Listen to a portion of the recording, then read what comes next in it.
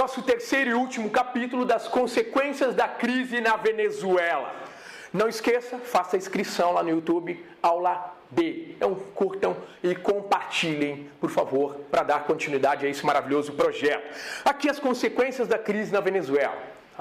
O que nós temos aqui como consequência? Imaginem vocês, num cenário de uma inflação gigantesca, de uma desvalorização da moeda, a desvalorização da sua principal fonte econômica, que é o petróleo, cuja economia gira 90% em cima do petróleo.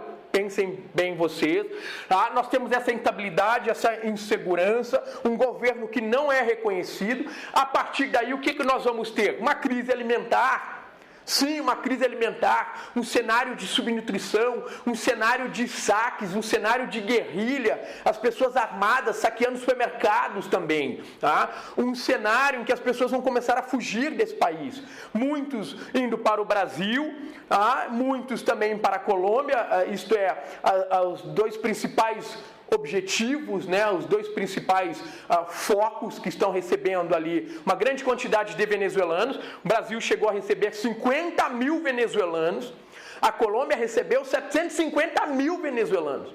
Então, um número gigantesco. Depois nós vamos ver ali onde é que eles estão entrando, E aqui uma notícia também que pode ser cobrada, que é a Venezuela, ela foi suspensa do Mercosul.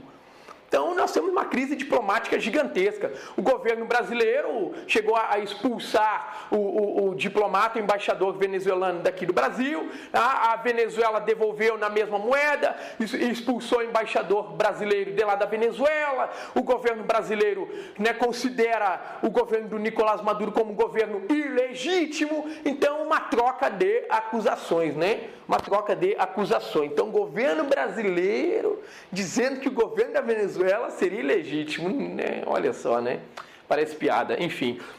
Então nós vamos ter aqui uma série de acontecimentos que são as consequências dessa crise. A ONU estima que mais de 1 milhão de pessoas deixaram a Venezuela, saíram da Venezuela pelo cenário de terror, A ONU também teria alegado que a fome na América Latina, o quadro da fome na América Latina aumentou nos últimos anos. Então, isto é, o quadro da fome, que é o mapa da fome da FAO, que seria o mapa da fome da FAO, que aponta ali os países mais críticos, assim, em consequência de fornecimento de alimentos.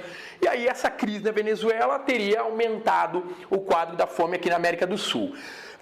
Venezuelanos no Brasil, entrando aqui pela cidade de Pacaraima, em Roraima, o governo de Roraima pedindo ajuda para o governo federal, pedindo o fechamento dessas fronteiras, colocando em xeque também essa questão migratória. E aí, observem que em 2016, nas Olimpíadas no Rio de Janeiro, o Brasil recebeu muitos elogios por estar promovendo uma Olimpíada de inclusão, reconhecendo ali a delegação de Kosovo, reconhecendo uma delegação de refugiados, e daqui a pouco nós estamos pedindo o fechamento da fronteira com a Venezuela, isso lá em Roraima, por causa da crise dessas pessoas que estão entrando desesperadamente. Então, ao mesmo tempo que o Brasil também criticou a Europa, porque a Europa estava pedindo o fechamento das fronteiras, para conter a gigantesca invasão dos refugiados do Oriente Médio e do Norte da África, nós estamos fazendo agora a mesma coisa, Então, estamos pedindo o fechamento da fronteira com a Venezuela. Ao mesmo tempo que o Brasil, num período ali, há pouco tempo atrás, foi reconhecido como o país que promoveu a ajuda aos refugiados, agora nós estamos proibindo estes refugiados de entrarem. Então, a crise migratória, ela está em pauta, ela é muito grande, não só na Europa, não só entre Estados Unidos e México, mas agora também entre Venezuela, os venezuelanos entrando no Brasil, pela cidade de Pacaraima, isto é, no norte de Roraima, e também para a Colômbia. Cerca de 750 mil venezuelanos entraram na Colômbia. Já tivemos encontro de dois representantes, os dois chefes de Estado, Brasil e Colômbia, para discutir esta questão migratória que é gigantesca, isto é, precisamos fazer alguma coisa. Nós temos um outro ponto que também a Federação também das Indústrias ali em São Paulo, a Fiesp, teria mandado trazer venezuelanos que estavam em Roraima, mas olha como o ser humano é cruel, Mandaram levar somente homens né? Pegaram homens, por quê? Porque representa ali a força de trabalho na indústria, né? Temos também algumas organizações, entre ONGs e também comunidades religiosas, que promoveram também a ida destes venezuelanos para São Paulo, prestando ajuda, porque estão vivendo uma situação de desespero. Recentemente, para vocês terem uma ideia, como a crise é gigantesca, teve um time, né, da Venezuela, o Monagas, jogando contra um time brasileiro, isso recentemente pela Libertadores, e aí várias informações, várias fontes dizendo que depois do jogo, né, esses jogadores do Monagas teriam feito verdadeiros ranchos em farmácias, comprando produtos, porque nós temos uma escassez de produtos e alimentos e medicamentos na Venezuela. É realmente uma crise alarmante, isso desde 2014.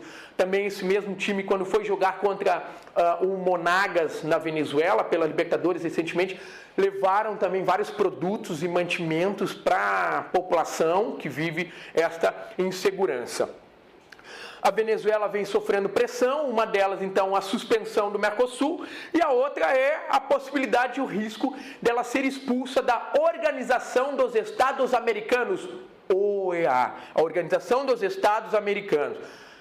Lembrando que isso aconteceu lá com Cuba em 1962, quando nós tivemos ali o embargo dos Estados Unidos, o embargo econômico, né, a Cuba, ali promovido, liderado pelos Estados Unidos, porque Cuba tinha, né, mudado o seu regime, a sua forma, né, a ideológica, política e econômica, né, depois da Revolução Cubana. Então, o quanto isso tem de peso também. Imagine a Venezuela expulsa da Organização dos Estados Americanos como uma forma de pressão. Esse é o cenário que nós temos. Então, falamos na primeira aula ali das lideranças, a segunda aula a origem da crise, né, na Venezuela, e agora as consequências, falando dessa crise migratória, essa instabilidade, e recentemente agora, né, na semana passada, nós tivemos ali a reeleição, isto mesmo, a reeleição do Nicolás Maduro, o que vem sendo considerado por parte da comunidade internacional como ilegítimo, porque ele teria mandado caçar os seus opositores. Então estamos diante de um quadro de grande desconfiança, né? E aí eu peço muito cuidado com as notícias, com as informações, com os veículos que vocês estão consultando isso. Tá? Mas a situação é bastante delicada. Ok? Valeu, pessoal, um forte abraço e até a próxima.